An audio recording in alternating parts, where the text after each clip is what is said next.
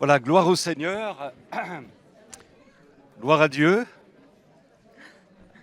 Un petit peu de stress. Voilà. Merci au Seigneur pour la joie que nous avons d'être ensemble. On ne va pas passer de vidéo ce matin. Notre sœur Evelyne a proposé de rendre courtement un témoignage d'une expérience qu'elle a faite. Je vais donc lui laisser la place et ensuite on va louer, adorer le Seigneur de tout notre cœur. Merci. Donc bonjour à tous. Donc soyez bénis. Alors c'est pas la fin du culte, évidemment, mais je veux vous faire partager une expérience que j'ai faite récemment. Je me suis, pour vous expliquer quand même, je me suis fait opérer au début de notre mariage d'une hernie hiatale auquel il y a eu beaucoup de problèmes. Donc j'ai eu 28 opérations pour lesquelles je stressais, mais pas outre mesure. J'y allais résignée. Et au mois de décembre, je suis allée chez l'ophtalmo, donc on m'a annoncé qu'il fallait que je me fasse opérer de la cataracte. Pour moi, j'étais terrorisée, malgré qu'on me disait c'est rien, ça fait pas mal, mais j'en dormais plus, donc c'était invivable. Donc, mon mari et moi, on a pris la décision, une semaine avant l'opération, de prier en sorte que si j'avais le stress pour la cataracte, donc évidemment je l'avais, que je sente les mains de Dieu sur mes épaules. Donc, nous avons prié tous les soirs dans ce but-là, que je sois rassurée. Donc, le jour était arrivé. J'avais l'impression d'être au pied d'une montagne insurmontable parce que les yeux, j'avais eu déjà des problèmes où on m'ouvrait régulièrement les paupières pour des chalasios. Et je suis arrivée à la clinique, mon mari m'a déposée. J'étais pas très sereine. Bon, ça s'est passé. Et je me suis préparée pour aller dans la salle ambulatoire. Donc tout allait bien. Et me voilà arrivée dans la salle pré-opératoire où on commence à nous laver l'œil, etc. Et là, le stress m'envahit à fond.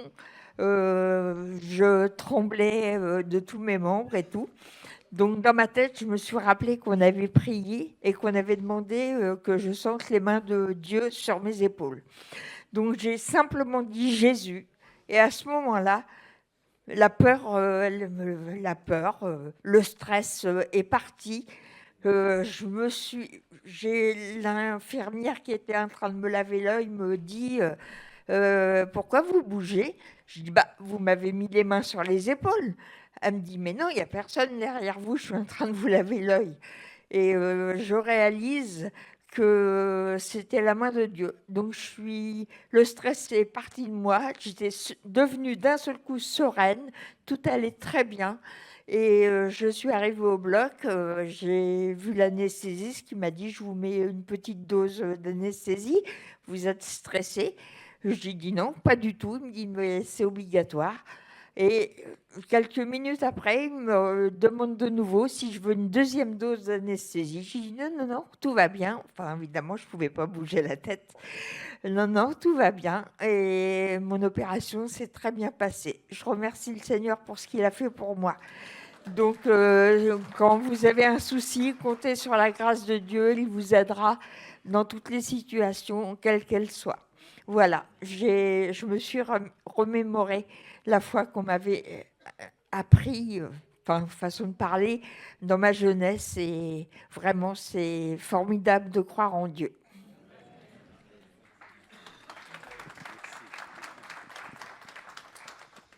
Bonjour frères et sœurs. Allez, un petit bonjour plus franc. Voilà, j'ai l'impression que vous êtes content de me voir quand vous me dites ça comme ça. C'est vrai que le Seigneur est bénissant. Merci pour ce témoignage parce que c'est vrai que le Seigneur bénit en tout temps. Il bénit tout le temps, même si des fois on a l'impression qu'il n'est pas là. Mais pourtant le Seigneur est là quand même. Et le Seigneur, il nous bénit pas forcément de la manière qu'on imagine. Des fois, il nous bénit juste en nous apportant le calme. Il ne règle pas les soucis parfois. Le Seigneur nous fait passer par l'épreuve, il l'accepte. Enfin, il nous fait passer par l'épreuve pour nous faire progresser, mais il nous dit « je suis là ». Je suis là. Et ça, c'est ce qui s'est passé. Le Seigneur aurait pu faire qu'elle ne se fasse pas opérer. Et pourtant, elle est quand même passée par l'intervention, mais avec le calme et la paix du Seigneur. Et c'est ça qui me réjouit. Ce matin, j'avais des chants sur le cœur et le premier nous dit, un chant s'élève. Hosanna, Hosanna, je veux glorifier mon Dieu. Je pense que vous en avez envie aussi, alors glorifions notre Dieu ce matin.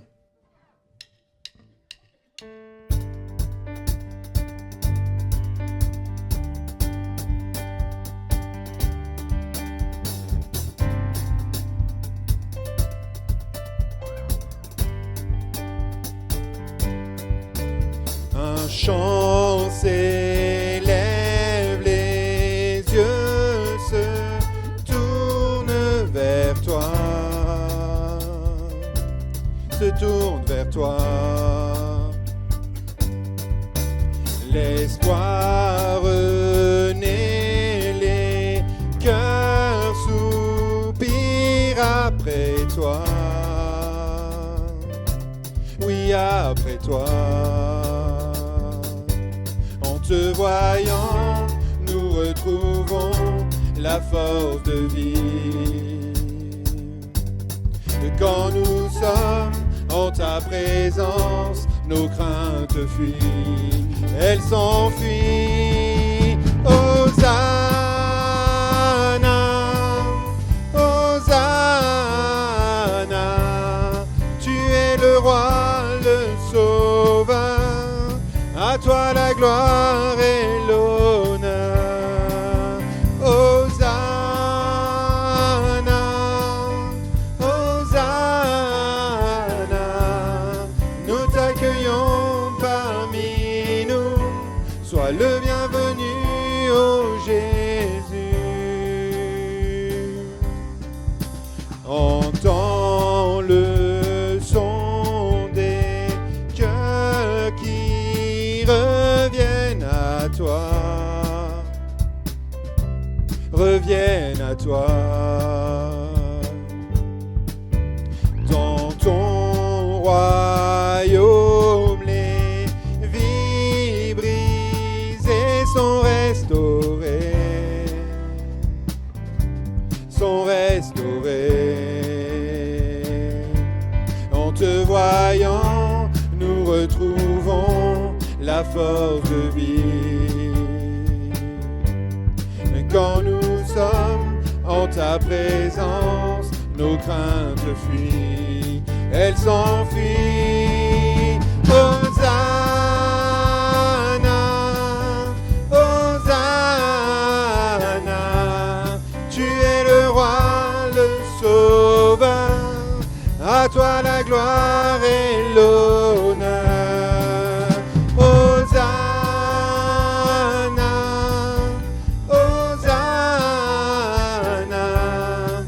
Accueillons parmi nous, sois le bienvenu, ô Jésus. Hosanna, Hosanna, tu es le roi, le sauveur.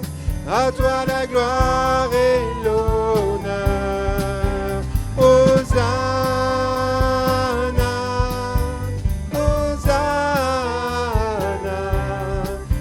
Accueillons parmi nous, sois le bienvenu, ô Jésus.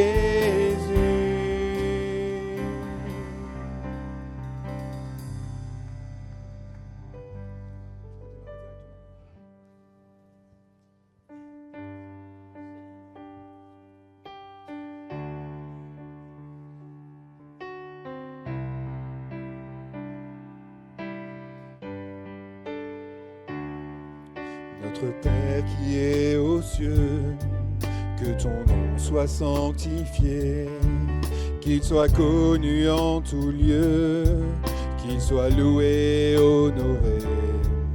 Notre Père, nous te prions, que ton puissant règne vienne, que ta volonté soit faite sur la terre comme au ciel, que ton règne vienne. Que ton règne vienne, que ton règne vienne sur la terre.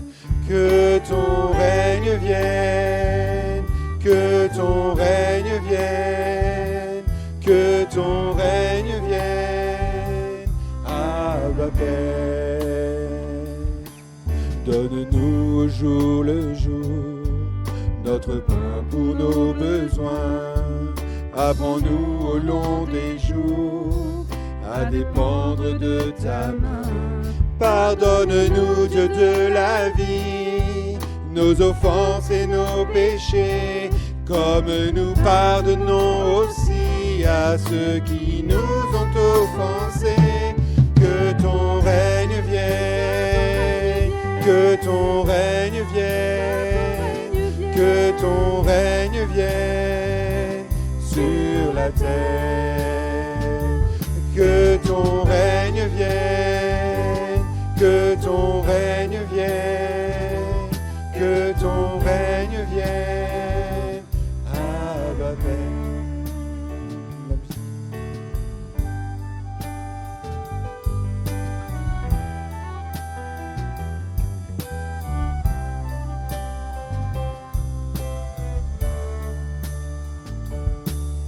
Dans les jours de tentation, garde nos cœurs, nos pensées, fortifie nos convictions, notre foi, notre volonté. Délivre-nous du malin, car tu es roi souverain. À toi seul règne et victoire, pour toujours puissance et gloire. Que ton règne vienne, que ton règne vienne, que ton règne vienne sur la terre.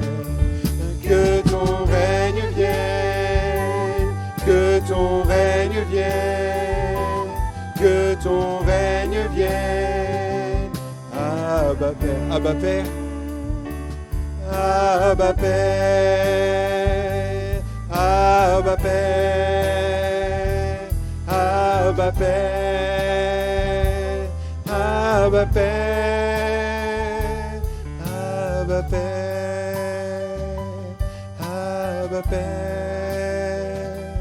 Abba Père, Abba Père, Abba.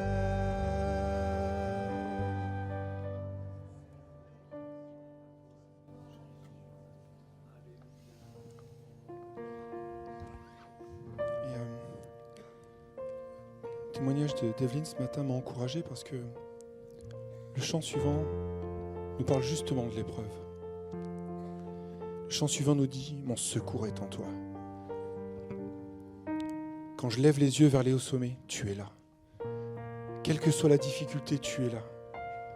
C'est pour ça que ce matin, je vais pouvoir dire, je vais pouvoir déclarer « Mon secours est en toi ». Mais au-delà de « Mon secours est en toi », Seigneur, je veux déclarer ton nom. Ce matin, je veux pouvoir dire, Seigneur, que c'est vrai, les moments parfois sont difficiles, mais tu es toujours là.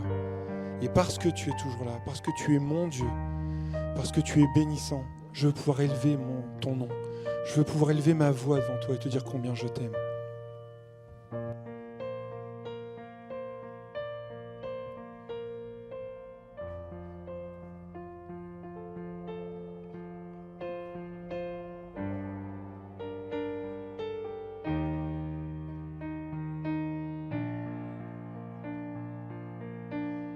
Si la lune me glace et le soleil menace, Créateur des étoiles, mon secours est en toi. Si mes larmes ruissellent et que mon pas chancelle, Créateur de la terre,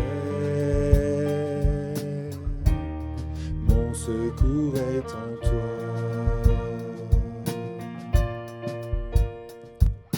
Je lève les yeux vers les hauts sommets,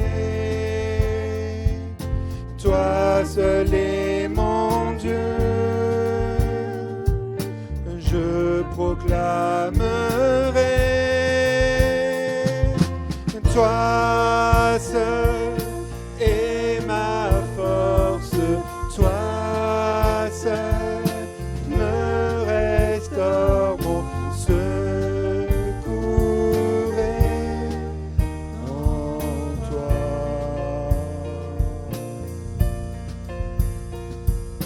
Toujours tu me portes, jamais tu ne dors, mon secours est en toi.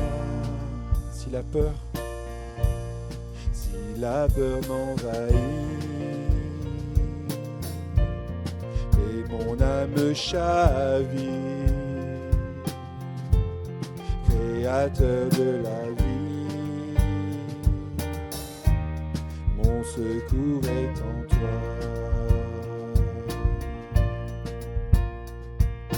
Je lève les yeux vers les hauts sommets. Toi seul est mon Dieu. Je proclamerai. Toi seul est ma force. Toi seul me restaure, mon secours est en toi.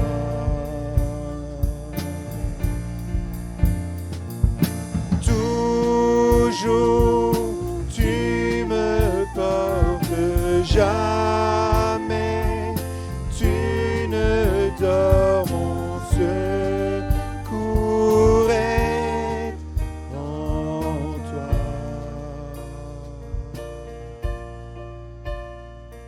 Ta victoire, mon espoir, ton chemin, mon destin, ton salut, mon refuge, tout est en toi. Ta victoire, mon espoir, ton chemin, mon destin, ton salut, mon refuge, tout est en toi. Ta victoire, mon espoir, ton chemin, mon destin, ton salut, mon refuge, tout est en toi. Ta victoire, mon espoir, ton chemin, mon destin, ton salut, mon refuge, tout est en toi. Ta victoire, mon espoir, ton chemin, mon destin, ton salut, mon refuge, tout est en toi. Ta victoire, mon espoir, ton chemin, mon destin, ton salut,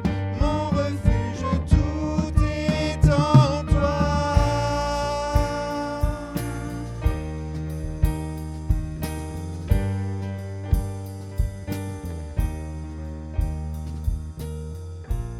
Oui, Seigneur, ce matin, je veux pouvoir élever ton nom, Seigneur. Je veux pouvoir te dire combien je t'aime parce que oui, Seigneur, mon secours est en toi. Mon refuge est en toi, Seigneur. Merci parce que tu es présent tous les jours.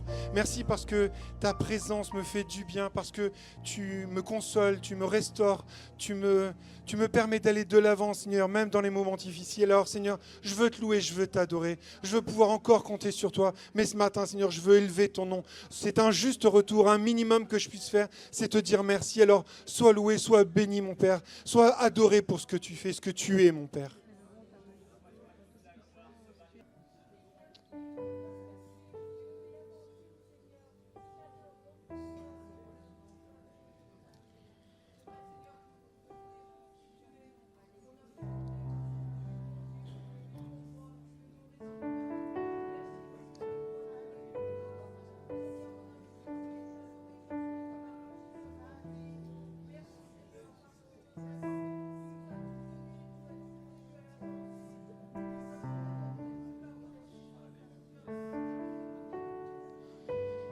Ce matin, on a chanté Mon secours est en toi. Et c'est vrai que le Seigneur, parfois, nous laisse passer par la difficulté.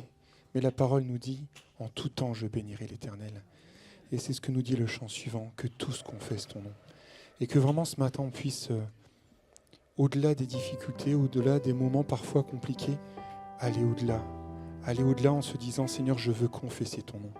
Ce matin, je veux déclarer que ton nom est grand. Je veux déclarer que tu as toute autorité dans ma vie et que quoi qu'il se passe dans ma vie, tu es là. Et je veux vraiment ce matin, ça résonne vraiment en disant, Seigneur, vraiment que ceux qui passent par la difficulté puissent élever ton nom. Malgré la difficulté, malgré les moments difficiles, je veux pouvoir élever le nom de mon Dieu. Parce que oui, c'est vrai que c'est compliqué. Oui, c'est vrai, il y a des moments difficiles, mais on est au-delà de ça. Parce que le Seigneur est présent. Alors que ce chant, vous puissiez vraiment réaliser pleinement les paroles. Pleinement les paroles. Le Seigneur veut vraiment ce matin qu'on puisse faire jaillir de nos cœurs en tout temps la gloire de notre Dieu.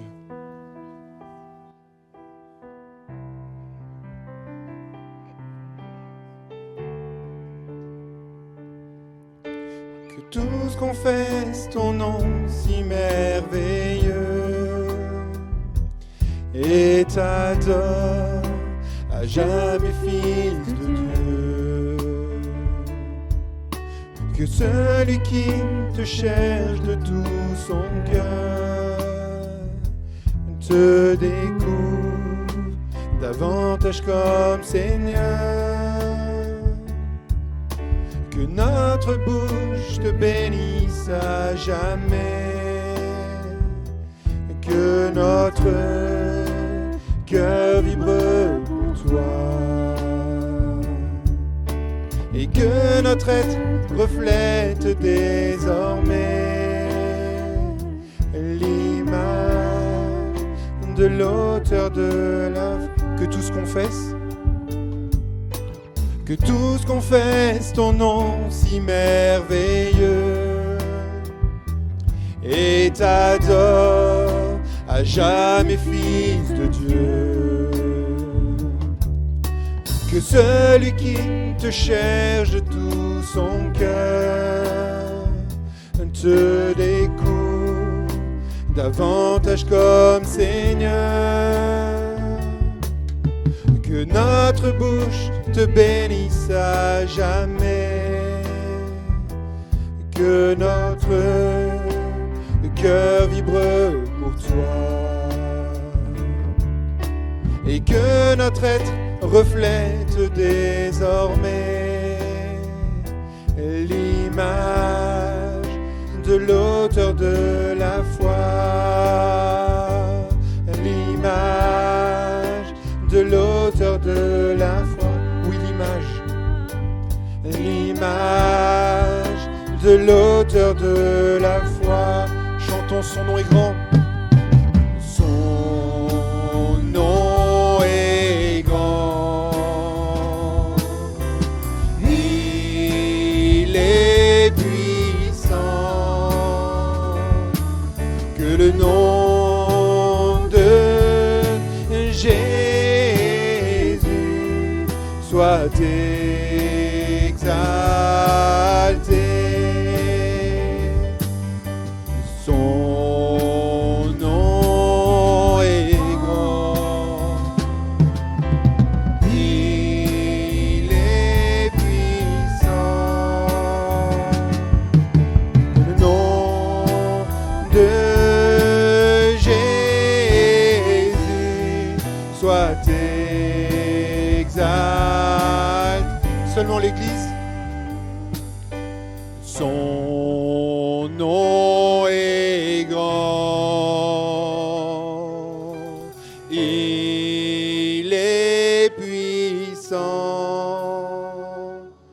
Que le nom de Jésus soit exalté. Une dernière fois. Son nom est grand. Il est puissant et merveilleux le nom de notre Jésus. Il est au-dessus de toute chose. Alors déclare-le ce matin. Déclare-le dans ta vie. Jésus soit exalté. Déclare-le dans ta vie ce matin.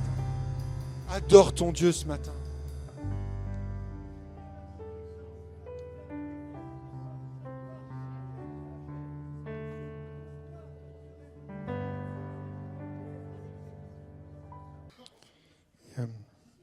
de prendre le repas, je voudrais qu'on puisse se rappeler ce que c'est que cette commémoration. C'est une remémoration.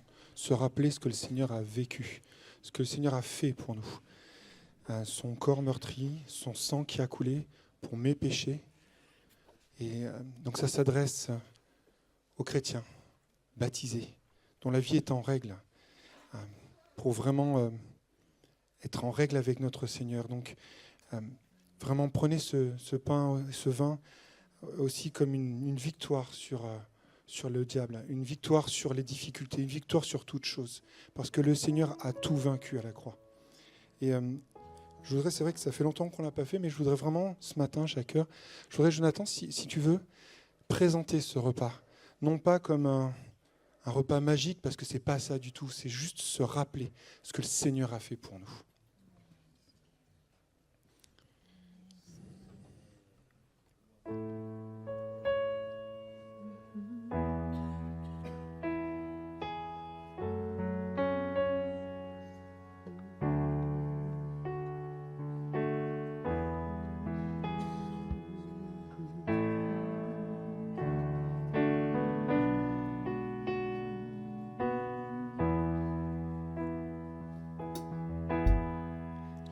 Merci pour la croix, Jésus. Merci pour le prix payé. À ma place, tu t'es donné. Quel grand amour. Ma vie est rachetée. Son corps fut meurtri pour moi. On l'a cloué sur la croix. Son sang m'a purifié.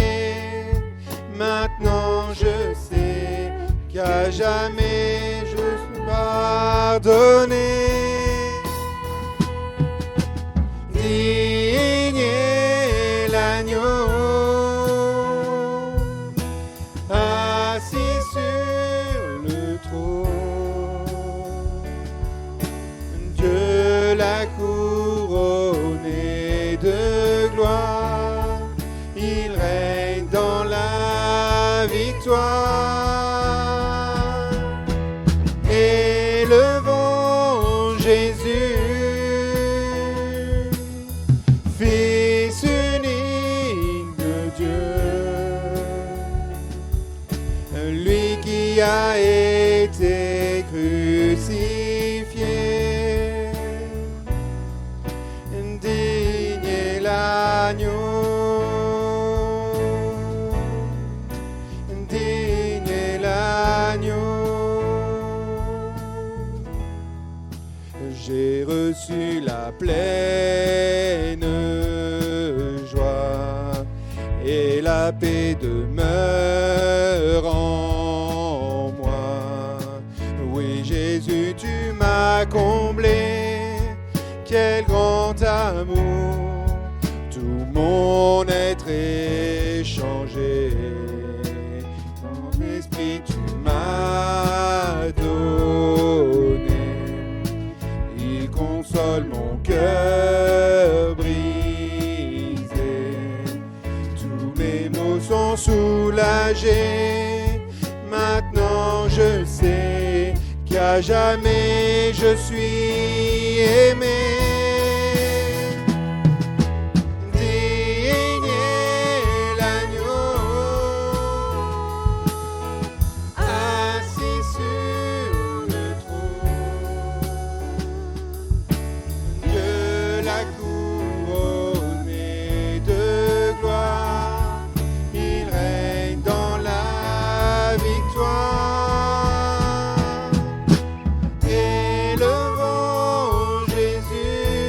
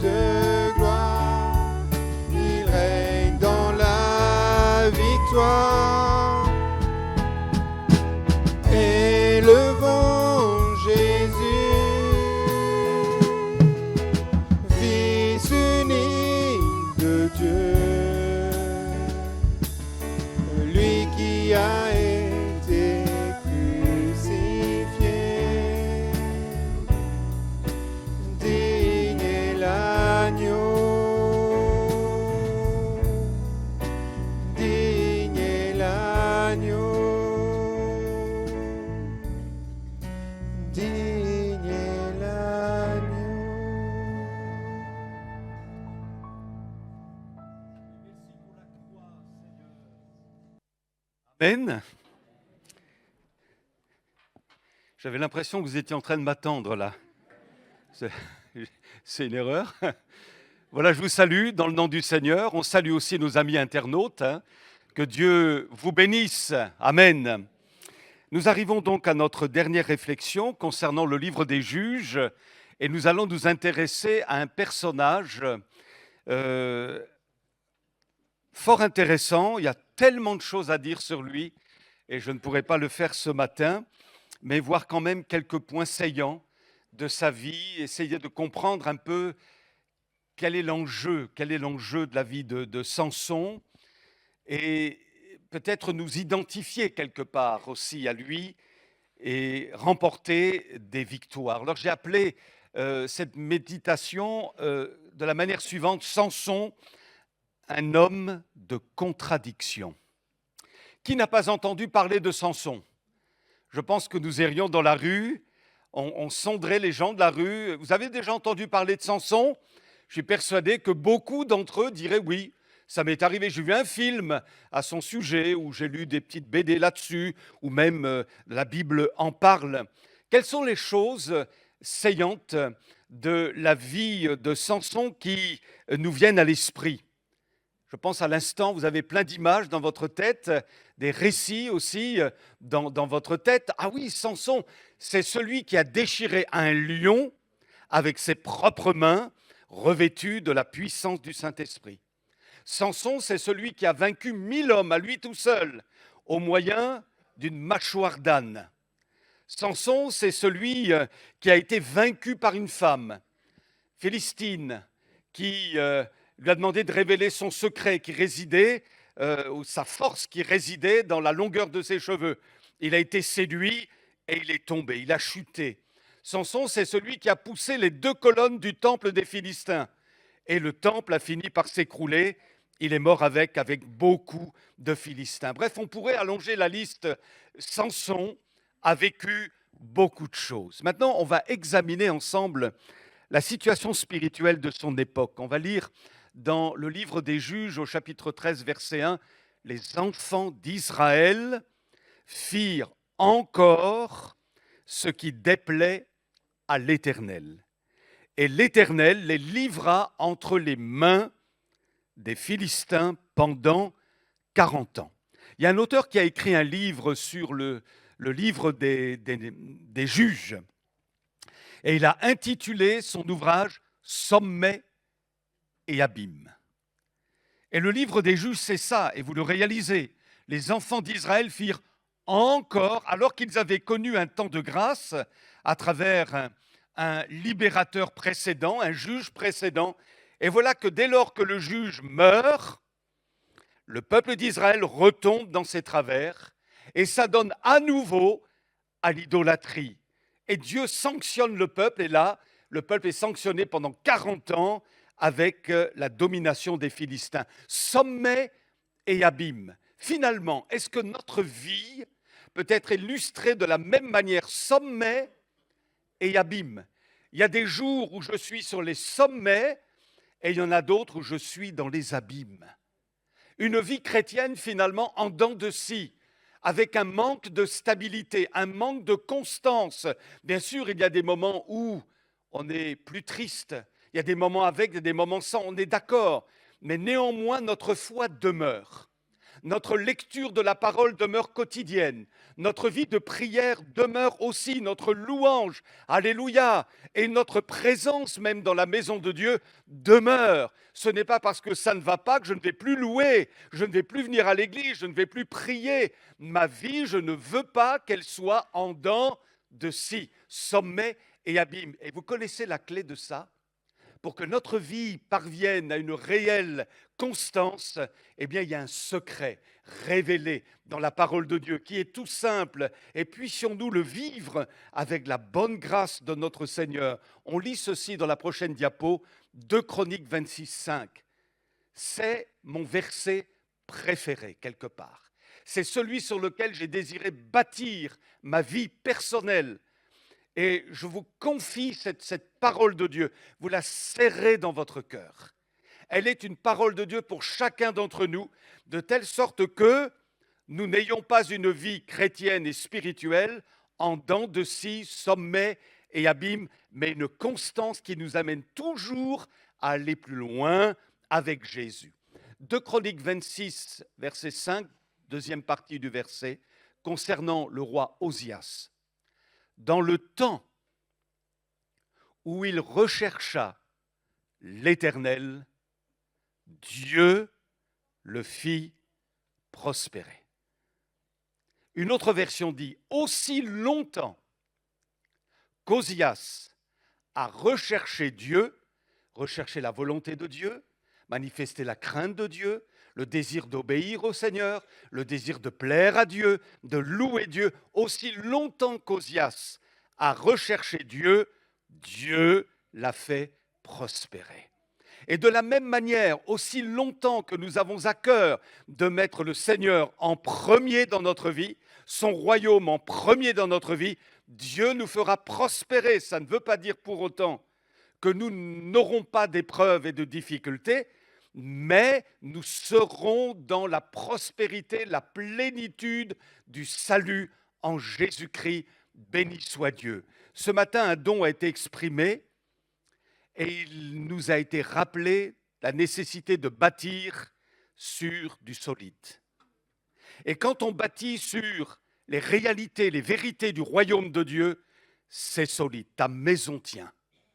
Les vents peuvent venir, la tempête va venir, et pour beaucoup d'entre nous, elle est déjà venue fortement, mais elle est restée debout, alléluia.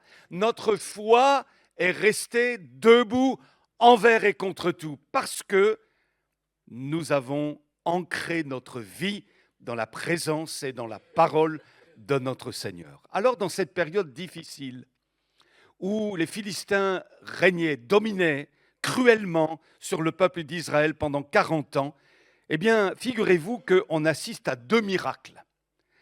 Dans le livre des Juges, au chapitre 13, il est dit « Il y avait un homme de Tsoréa, de la famille des Danites, qui s'appelait Manoach.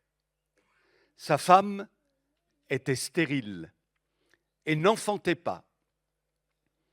Un ange de l'Éternel apparut à la femme et lui dit « Voici, tu es stérile et tu n'as point d'enfant. Tu deviendras enceinte et tu enfanteras un fils. Maintenant, prends bien garde. Ne bois ni vin, ni liqueur forte et ne mange rien d'impur, car tu vas devenir enceinte et tu enfanteras un fils. Le rasoir ne passera point sur sa tête, parce que cet enfant sera consacré à Dieu, dès le ventre de sa mère.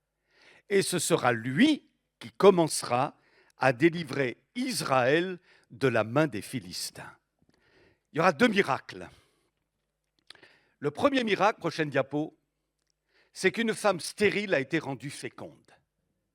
Et je crois qu'encore aujourd'hui, Dieu est capable d'opérer un tel miracle. Je ne dis pas que toutes les femmes stériles, un jour, enfanteront. Je ne le dis pas. Mais je sais que certaines d'entre elles ont expérimenté, selon le bon vouloir de Dieu, la bénédiction de l'Éternel. Je me souviens d'une chère sœur que j'ai côtoyée pendant des années dans une église, une femme de Dieu, une femme fidèle, et qui ne parvenait pas à avoir un enfant. Et c'était vraiment douloureux pour elle, vraiment douloureux. Les années ont passé, rien ne se produisait. Et un jour, le pasteur de l'époque avait dit à l'église, écoutez, on va rester pendant quelques temps, quelques moments là, dans le silence, et vous allez formuler un vœu dans votre cœur. C'était à l'occasion d'une longue veille, je me souviens.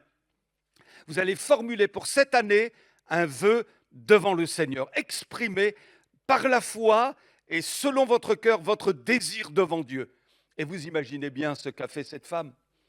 Elle a dit à Dieu dans le silence, « Seigneur, donne-moi un enfant cette année, je t'en prie, fais-moi grâce. » Et figurez-vous que cette année-là, elle est tombée enceinte. Un fils est né, elle l'a appelé Samuel. Grâce de Dieu, alléluia. Donc ça, c'est le premier miracle. Une femme stérile a été rendue féconde. Mais, par extension, J'ai envie de dire que même quand tout nous parle de stérilité dans notre vie, peut-être, et autour de nous, Dieu veut nous rendre féconds. Il est des moments, notre frère l'a dit tout à l'heure, des moments difficiles. Ce n'est pas que ça la vie avec Dieu, heureusement.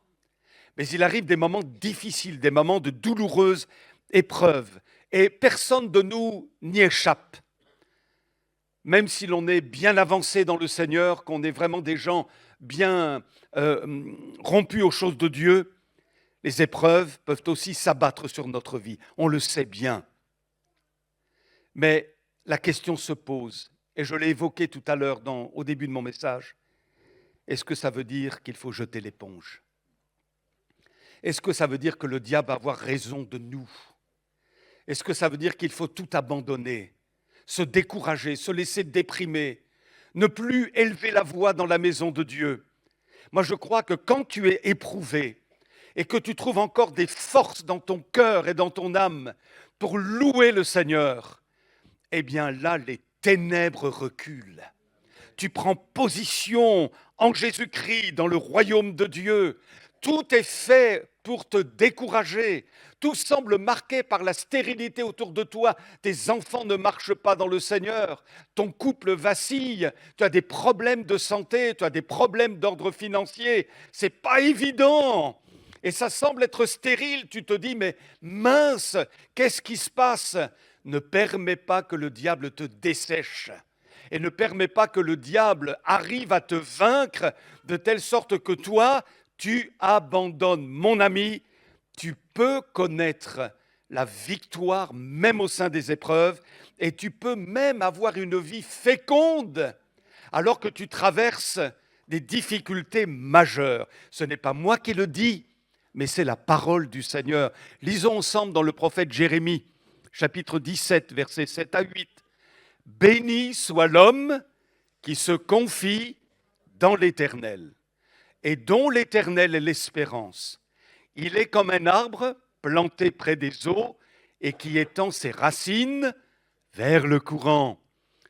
Il n'aperçoit point la chaleur quand elle vient et son feuillage reste vert. Et écoutez bien, dans l'année de la sécheresse. Ça veut bien dire que là, ce n'est pas évident. C'est un moment difficile. Eh bien, dans l'année de la sécheresse, celui qui se confie en l'Éternel n'a point de crainte et il ne cesse. Écoutez bien ça, ça m'interpelle personnellement. Je me dis, Seigneur, aide-moi. Et il ne cesse de porter du fruit. Si tu étends tes racines dans le courant de Dieu, ton feuillage va rester vert. L'objectif du diable, c'est de dessécher ton feuillage, de te faire perdre ton allant pour Dieu, ta joie, ta spontanéité, que tu abandonnes ton service, que tu te dessèches totalement intérieurement. Mais mon ami, au nom de Jésus, continue à porter du fruit, continue à briller de la lumière de Jésus, continue à y croire, à proclamer la victoire, continue de le louer, alléluia. Et ainsi tu vas voir, l'ennemi va reculer, béni soit le nom de Jésus. L'apôtre Paul dit, j'ai appris, ça s'apprend, c'est l'école de Dieu. J'ai appris. Qu'apprenons-nous finalement à travers les circonstances de notre vie? On a besoin d'apprendre comme de vrais disciples. J'ai appris en toutes circonstances à être content avec ce que j'ai. Et l'on peut ici, par extension, ne pas parler seulement des choses matérielles ou financières, mais avec ce que j'ai. Qu'est-ce que j'ai? Qu'est-ce que j'ai? Je regarde autour de moi. Qu'est-ce que j'ai? Je me dis, mais j'ai des neveux et des nièces qui sont complètement perdus, complètement enracinés dans le mal, mais complètement. J'ai dans ma famille des gens qui dysfonctionnent complètement. J'ai ceci, j'ai cela. Et tu peux dire peut-être la même chose. Tu regardes autour de toi, mais j'ai un mari inconverti, j'ai un enfant qui est parti en live, j'ai ceci, j'ai mon corps pétri de douleur, j'en peux plus. j'ai appris en toutes circonstances à être content avec ce que j'ai. C'est pas simple. Je vous ai parlé de cette petite belle-mère préférée que j'avais. J'en ai eu qu'une. Hein. Tombée aveugle, cette femme, je l'ai jamais entendu se plaindre. Jamais. Elle a eu une vie pas simple du tout. Mais vraiment une femme de grâce. Une femme de grâce. Et vous l'entendiez dans la maison du Seigneur louer Dieu d'une manière très simple, mais tellement profonde. Parce qu'on savait ce par quoi elle passait, ce qu'elle traversait, mais quelle grâce dans sa louange, quelle grâce dans sa prière. Quand elle vous saluait, vous étiez bénis, il y avait quelque chose dans sa vie. Et puis elle a fini par tomber aveugle suite à une erreur médicale, chirurgicale. Et je la prenais bras dessus, bras dessous, on faisait quelques pas ensemble. Et elle me disait, oh Daniel, c'est pas facile d'être aveugle. Ce n'est pas facile de ne plus voir ses petits-enfants. Mais je sais que Jésus est là. Je suis aimé du Seigneur et je veux lui rendre gloire. J'ai appris, en toutes circonstances, à être content avec ce que j'ai. Je sais vivre dans le dénuement, je sais vivre dans l'abondance. C'est le secret que j'ai appris, m'accommoder à toutes les situations et toutes les circonstances. Que je sois rassasié, que j'ai faim, que je connaisse l'abondance ou que je sois dans le besoin, je peux tout, grâce à celui qui me fortifie. Amen. Une femme stérile a été rendue féconde. Alléluia. Le diable veut frapper ta vie de stérilité, mais Dieu, en Jésus, va te rendre fécond. Féconde dans ta vie avec Dieu et dans ta vie avec les autres. Et le deuxième miracle, eh bien, oui, j'appelle ça un miracle. Le couple de Manoach est un couple qui fonctionne, est un couple spirituel. Et vous savez, à l'époque, comme c'était une époque de décadence spirituelle totale, il n'y en avait pas beaucoup des couples comme ça. On peut supposer que la femme de Manoach, eh bien, pour avoir eu une révélation comme cela de l'ange du Seigneur, elle avait sans doute beaucoup prié. Le Dieu vivant est vrai. À l'heure de l'idolâtrie où chacun s'adonnait aux idoles, elle priait le Dieu vivant et vrai. Elle avait un désir, avoir un enfant. Et le Seigneur est intervenu par l'intervention d'un ange. Tu vas avoir un fils. Ensuite, si vous lisez le texte au chapitre 13, vous allez vous rendre compte que cette femme n'a pas gardé pour elle l'expérience qu'elle a faite. Elle est allée vers son mari, elle est allée le chercher et elle lui a parlé de son expérience. Et je me dis, voilà un couple qui dialogue. Elle aurait pu garder ça pour elle sans le partager avec son mari, mais au contraire, elle en a parlé. Autrement dit, ils communiquaient. Alléluia. J'ai peu d'amen, mais ce n'est pas grave. Peut-être parce que vous réalisez que le dialogue dans un couple, ce n'est pas toujours évident. Les échanges d'informations, ça va. Passe-moi le poivre, donne-moi le sel, mets tes chaussons là, passe-moi le Pentecôte, bon bref. Mais ça s'arrête là.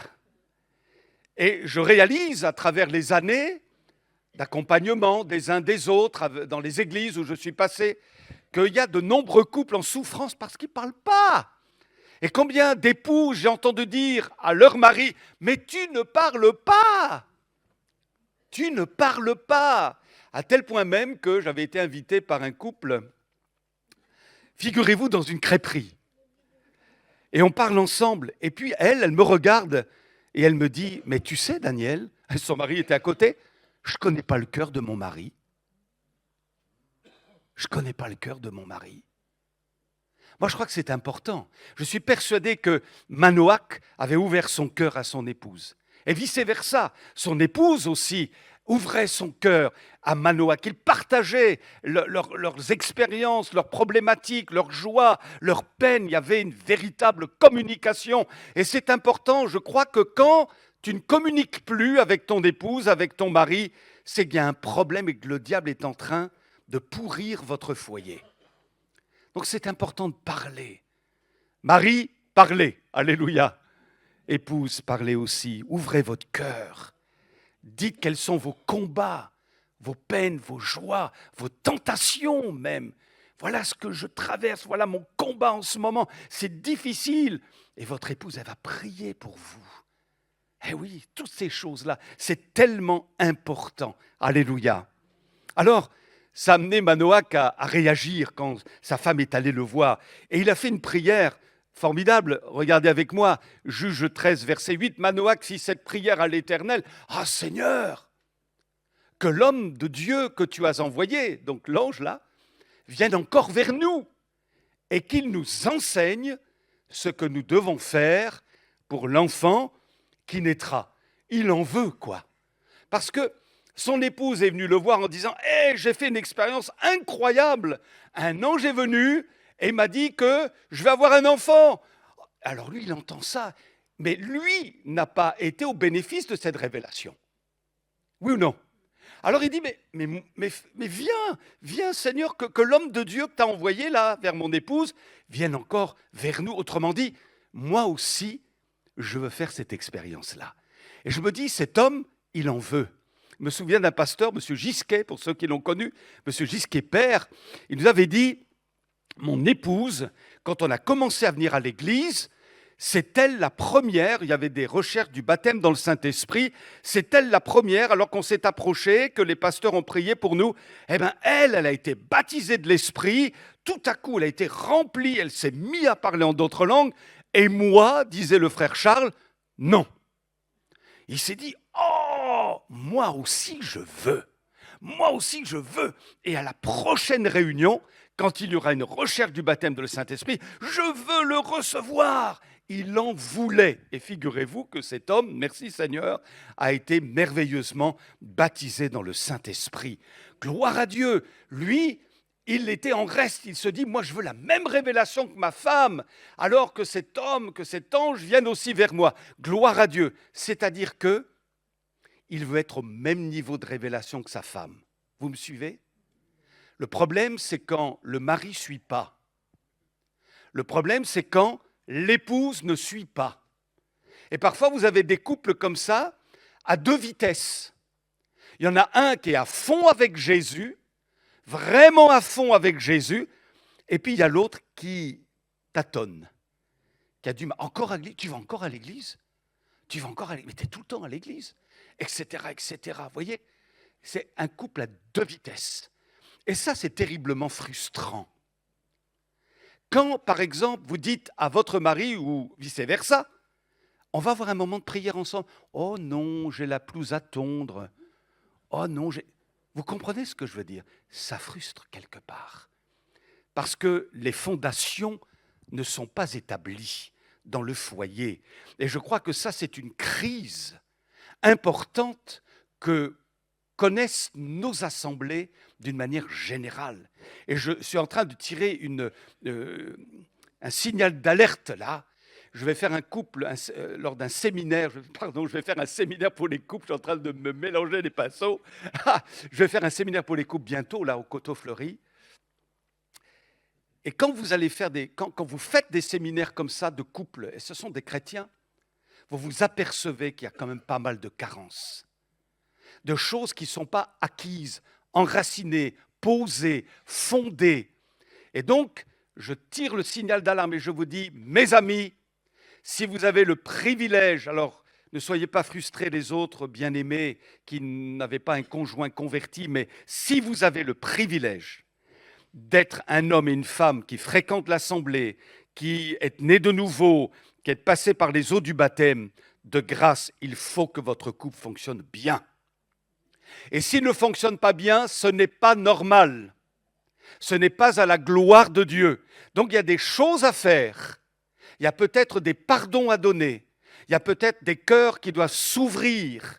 Il y a des choses qui doivent être faites. Mais à un moment donné, il faut aller voir son conjoint, sa conjointe et lui dire « Maintenant, on ne peut plus continuer comme ça. » Il faut, pour la gloire de Dieu, que ça fonctionne entre nous. Et donc, on va mettre du bois dans le feu, on va mettre tout en œuvre pour que ça fonctionne, parce que de la même manière que Christ a aimé l'Église, moi je dois t'aimer de cette manière-là. Alléluia. Et voilà, c'est pas toujours évident entre l'Église et Christ, parce que parfois l'Église est infidèle, elle a des mouvements, voyez, de haut et de bas, mais le Seigneur continue de l'aimer. Et il croit encore dans son Église, et elle va tenir bon jusqu'à son prochain retour. Gloire à Dieu. Eh bien, dans ton couple, dans ton foyer, ça doit être pareil. Tu dois être malade que ça ne fonctionne pas. Donc il faut se dire, que dois-je faire pour que ça fonctionne mieux? Aide-moi, Seigneur, pour que je sois semblable au couple de Manoach et de son épouse. Béni soit le Seigneur. Et ça, c'est un miracle. Et vous savez quoi? Je suis interpellé par le fait que cet homme dise, eh bien, que cet ange-là, que l'homme de Dieu, il l'appelle comme ça, qui s'est révélé à sa femme, nous enseigne ce que nous devons faire pour l'enfant qui naîtra. Voilà un futur papa qui est en train de faire une prière à Dieu et qui dit, moi, j'ai besoin de savoir comment ça fonctionne. Seigneur, aide-moi par rapport à mon enfant qui va naître. Enseigne-moi comment je dois faire. C'est ça qu'il est en train de dire. Qu'est-ce qu'on doit faire pour l'enfant qui naîtra? Comment on doit faire? Et je crois que tous les jours, finalement, quelque part, on doit être sur nos genoux pour dire, Seigneur, comment je fais avec mon gars? Comment je fais avec ma fille, là? Avec les problématiques que je rencontre, comment je fais? Aide-moi, j'ai besoin que tu m'enseignes. Il faut que je sois sage. Il ne faut pas que je sois trop sévère. Il ne faut pas que je sois trop mou. Aide-moi, Seigneur, à mettre les bonnes choses à la bonne place pour bien enseigner mes enfants dans tes voies. Comment je dois faire, Seigneur?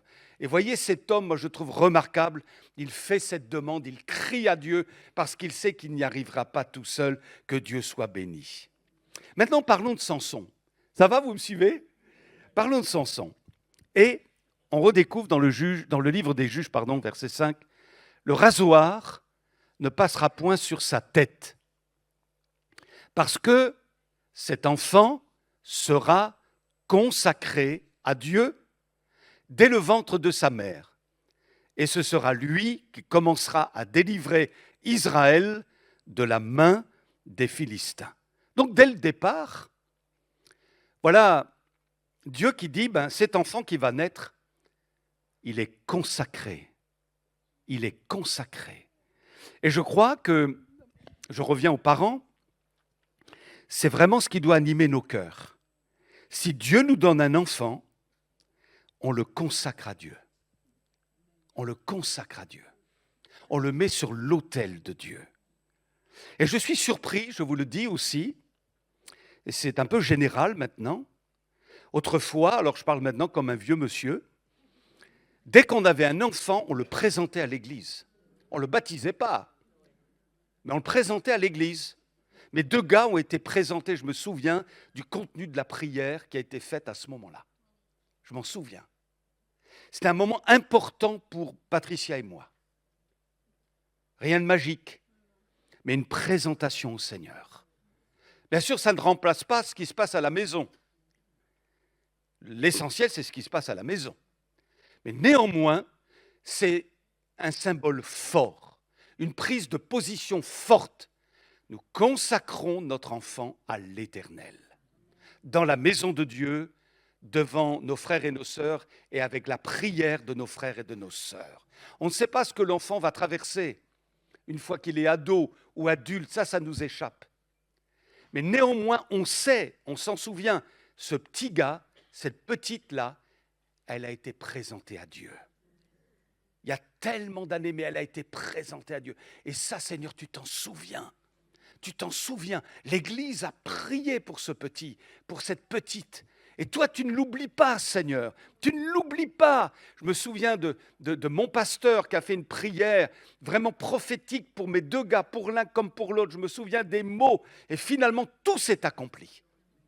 Tout s'est accompli dans ce qu'il avait dit par le Saint-Esprit à travers une simple prière. C'est pour ça que c'est important de réfléchir et se dire on a besoin de l'Église et on a besoin de revenir à des choses importantes comme cela, je le crois. Donc, je vous interpelle dans ce sens aussi. Et il est dit que le rasoir ne passera pas sur sa tête. Je suis mal, moi.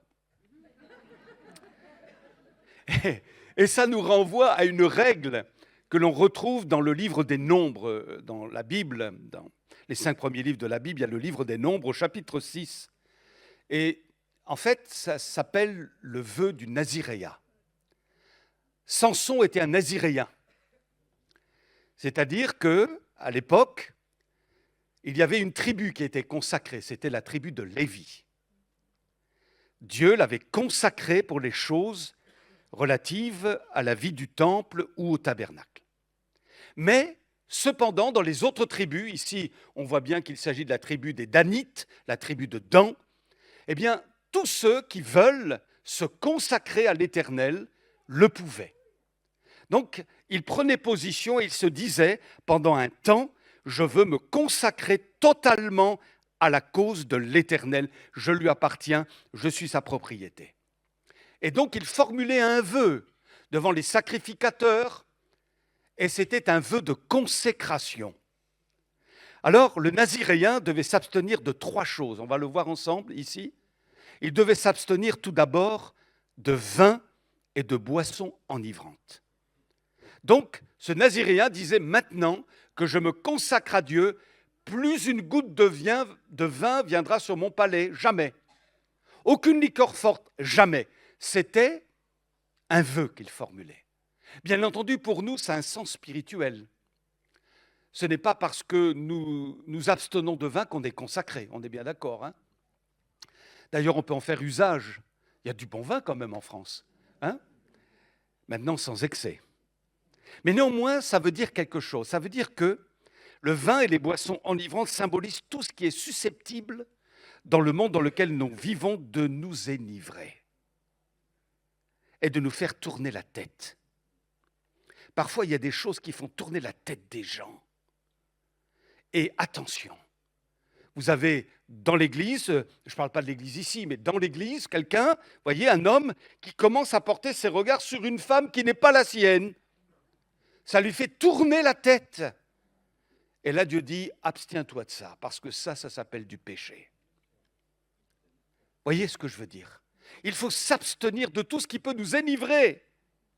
Tout ce qui n'est pas normal finalement, ce qui est artificiel, superficiel et qui ne vient pas de Dieu. Et puis, entre guillemets aussi, ou entre parenthèses plutôt, je voudrais vous partager une expérience que j'ai faite, je l'ai partagée jeudi dernier, je crois.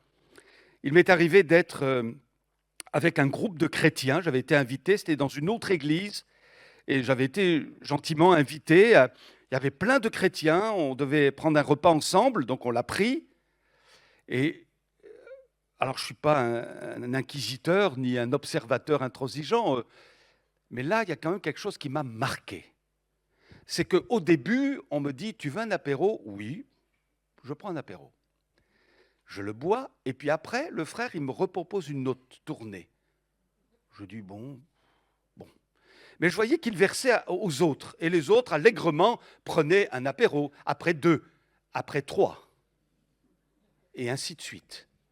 Je me suis dit, mais ça se passe dans le monde, mais ça ne doit pas se passer avec des enfants de Dieu. Or, tous ceux qui étaient avec moi, c'était des enfants de Dieu. Et on s'est dit avec mon épouse, il y a un problème là.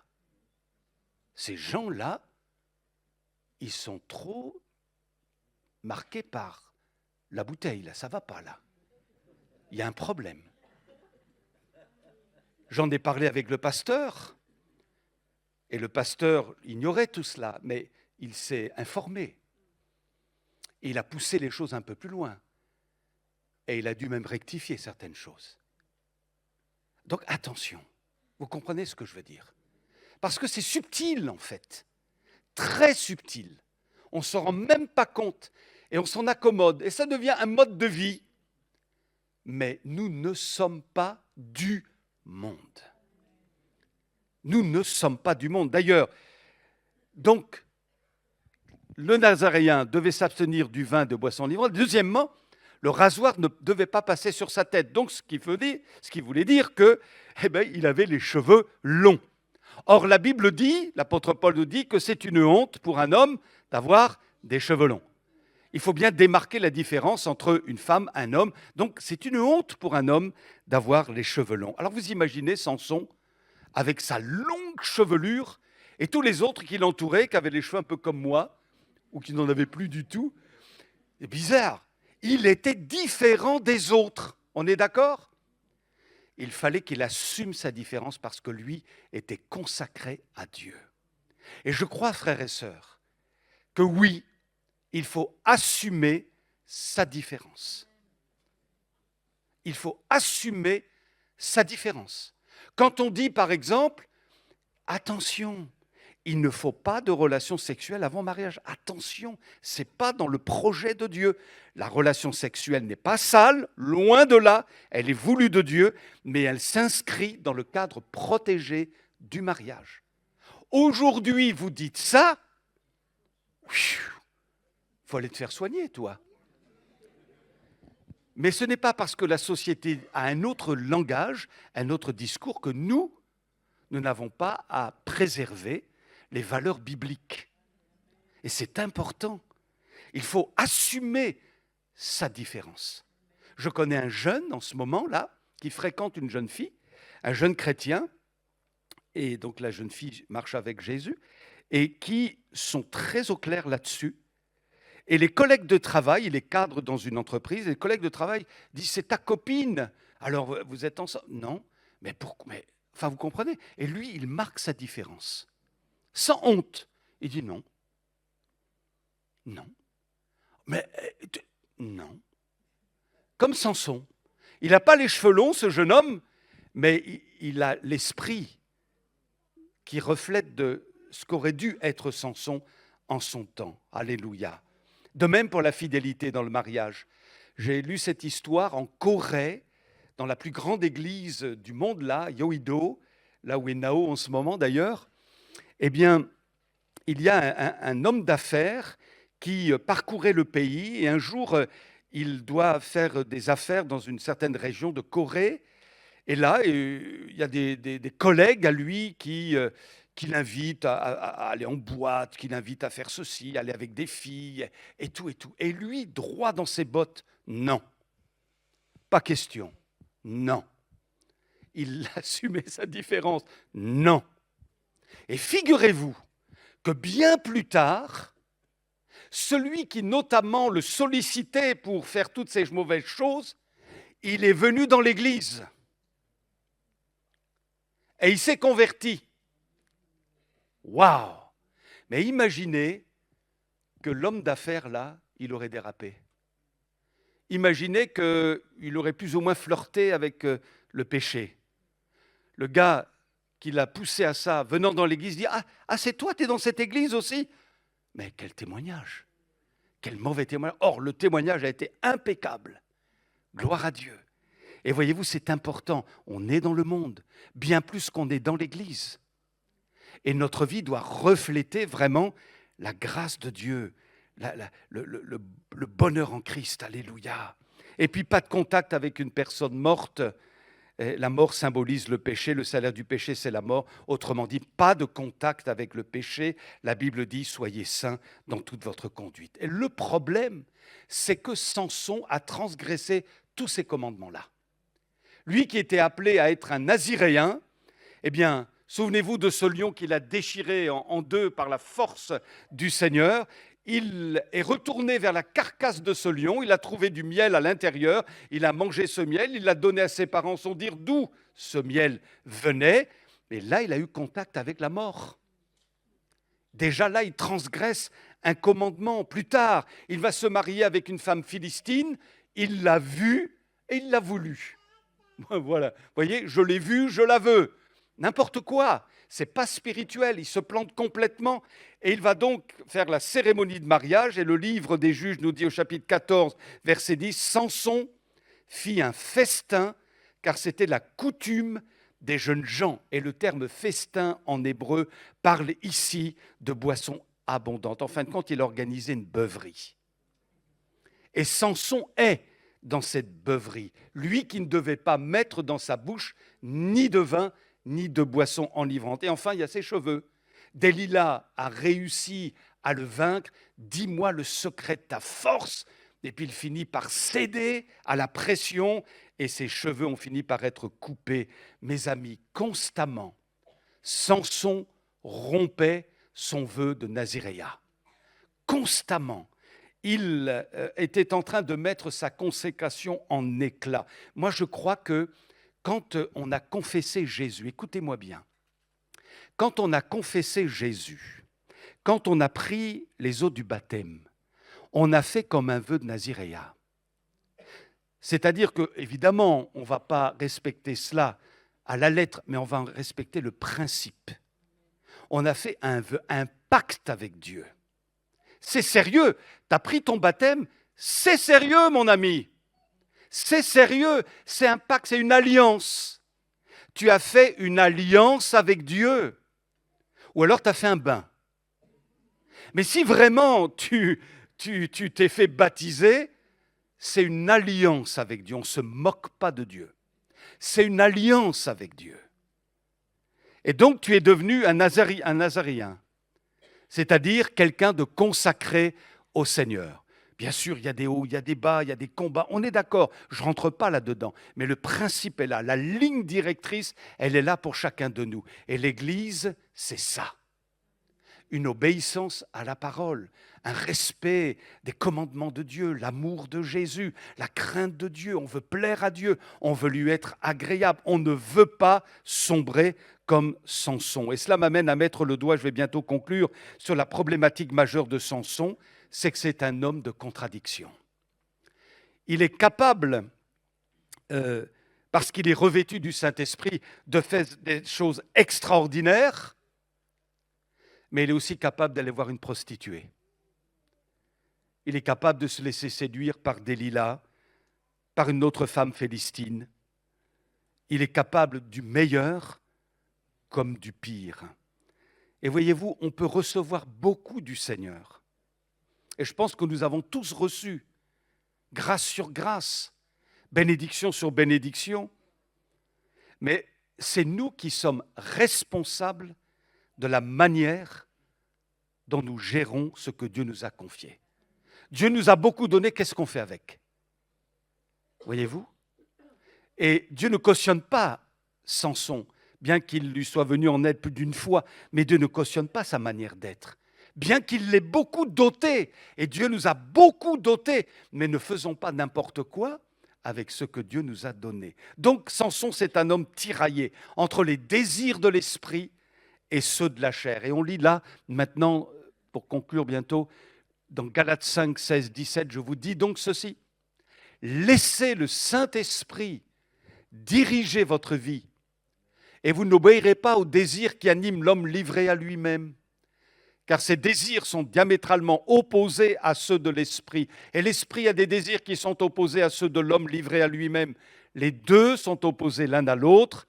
C'est pourquoi vous ne pouvez pas être votre propre maître. Il faut se laisser conduire par l'esprit. Alors, le dernier texte, Juge 13, la femme enfanta un fils et lui donna le nom de Samson. L'enfant grandit, l'Éternel le bénit, l'Esprit de l'Éternel commença à l'agiter à Makhanédan, entre Tsoréa et Eshtaol, et finalement, la signification de ces deux noms, Tsoréa et Eshtaol, résume ce qu'a été la vie de Samson.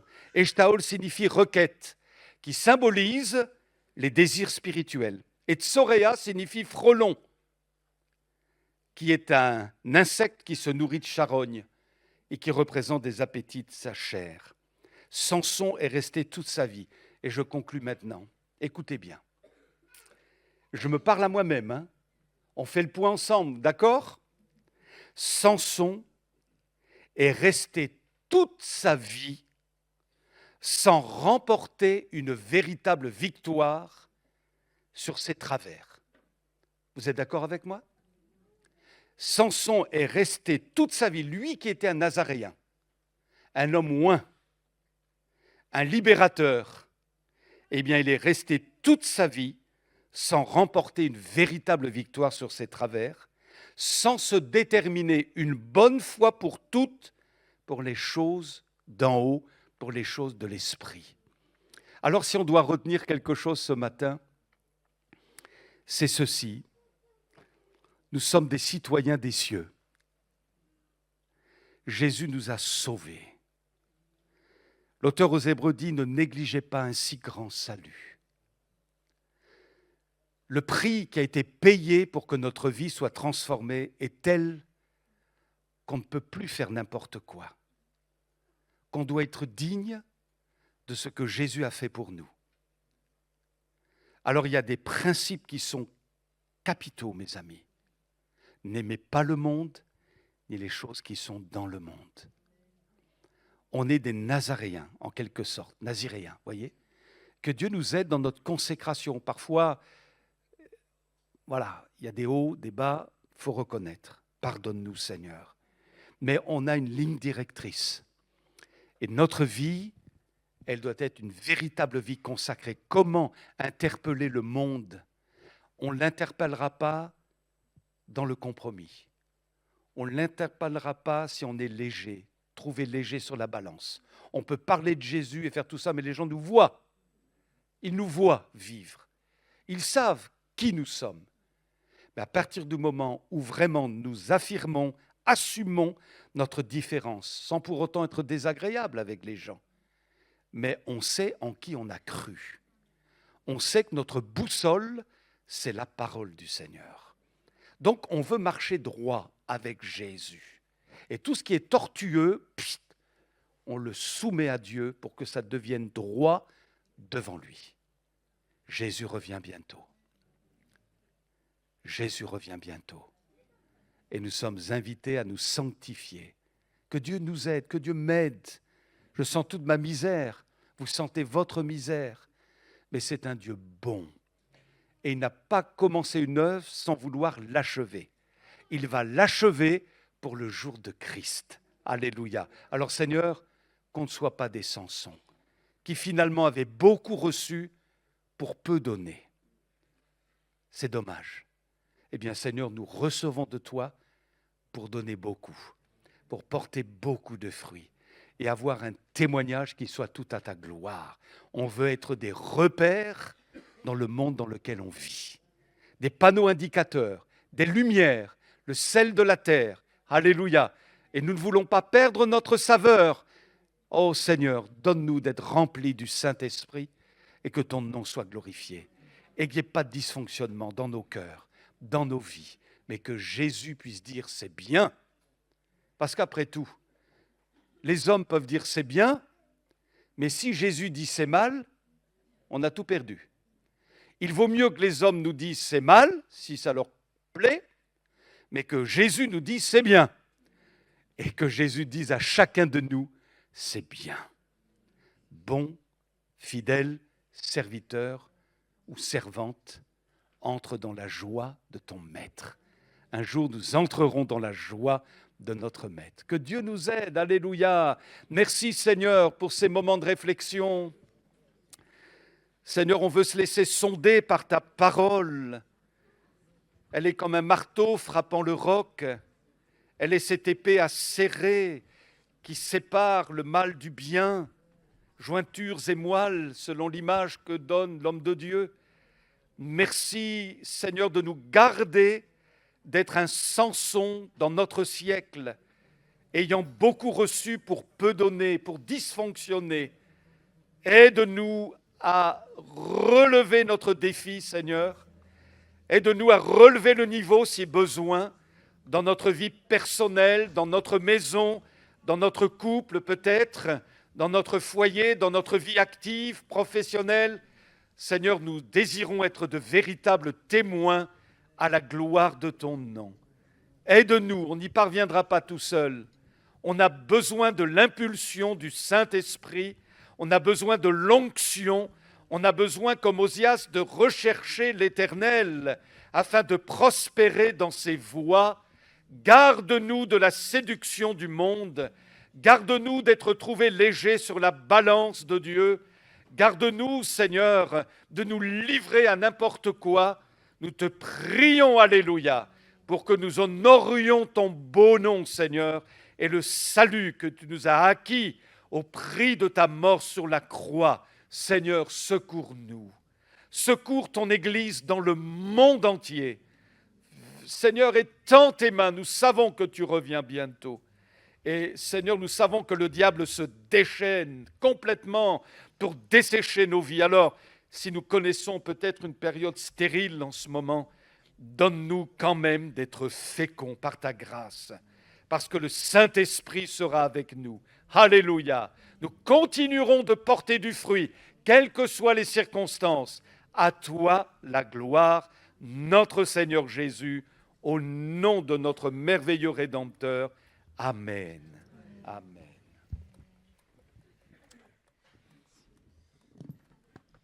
Je voudrais, pour terminer, vous inviter à prendre un dernier chant qui nous dit « Je t'aime, ô Éternel ».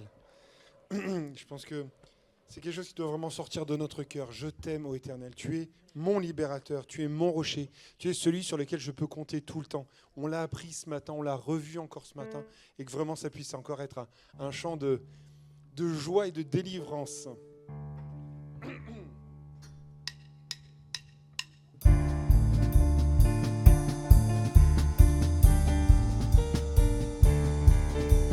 Je t'aime, ô Éternel, ma force et ma forteresse. Je t'aime, ô Éternel, mon libérateur, mon Dieu, mon rocher. Tu es mon bouclier. À vous, mes sœurs, avec moi, les frères. Et je suis délivré de tous mes ennemis. Je t'aime, ô Éternel, je t'aime, ô Éternel. Allez, on le reprend. Je t'aime, ô Éternel, ma force et ma forteresse. Je t'aime, ô Éternel, mon libérateur, mon Dieu, mon rocher. Tu es mon bouclier.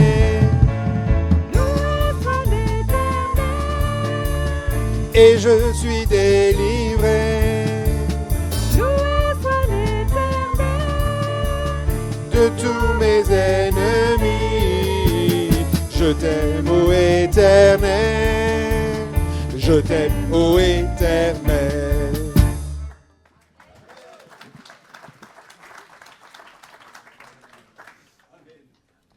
Alléluia, je t'aime, ô Seigneur. Amen. Voilà quelques annonces. On salue nos amis qui nous visitent. Soyez les bienvenus au milieu de nous.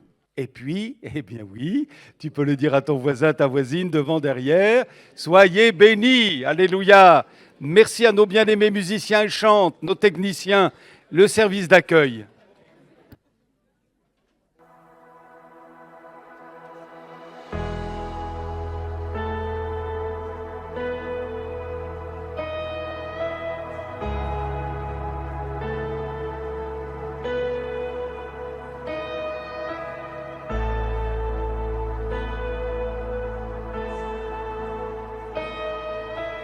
I just want to speak the name of Jesus over every heart and every mind. 'Cause I know there is peace within your presence. I speak Jesus.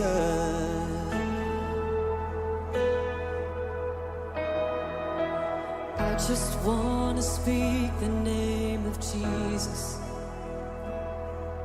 till every dark addiction starts to break, declaring there is hope and there is freedom. I speak Jesus.